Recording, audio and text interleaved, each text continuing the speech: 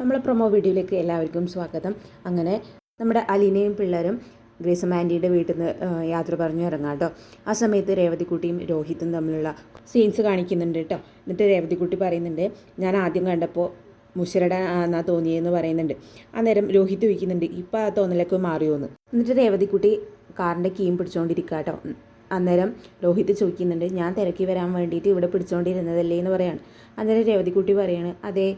എന്നിട്ട് അവർ ഇറങ്ങാൻ നേരത്തെ ഗ്രേസം ആൻറ്റി പറയുന്നുണ്ട്, ഇത്രയും കുട്ടികൾ ഉണ്ടായിട്ടാണല്ലോ ഇത്രയും വർഷം ഞങ്ങൾ അനാഥമായിട്ട് നിന്നത്, സന്തോഷമില്ലാണ്ട് എന്നൊക്കെ പറയുന്നുണ്ട് കേട്ടോ. എന്നിട്ട് പിന്നെ അവരോട് ചോദിക്കുന്നുണ്ട്, ഇനി ഞങ്ങൾ അങ്ങോട്ട് വരുന്ന സമയത്ത് അലീന അവിടെ ഉണ്ടാവുമെന്ന് ചോദിക്കുകയാണ്. പിന്നെ ലാസ്റ്റായിട്ട് കാണിക്കുന്നത് ബാലചന്ദ്രൻ സ്റ്റാൻലിനെ കണ്ടെത്തുന്ന ഒരു സീനാട്ടോ. ഇനി നമുക്ക് മഴതോരും മുന്നേയിൽ ആവേശഭരിതമായ മുഹൂർത്തങ്ങളാണ് കേട്ടോ കാണാൻ പറ്റുന്നത്. അപ്പോൾ എല്ലാവരും റിവ്യൂസ് ഇഷ്ടപ്പെടുകയാണെങ്കിൽ, പ്രൊമോസ് ഇഷ്ടപ്പെടുകയാണെങ്കിൽ ലൈക്ക് ചെയ്യാനും ഷെയർ ചെയ്യാനും സബ്സ്ക്രൈബ് ചെയ്യാനും മറക്കല്ലേ കൂട്ടുകാരെ.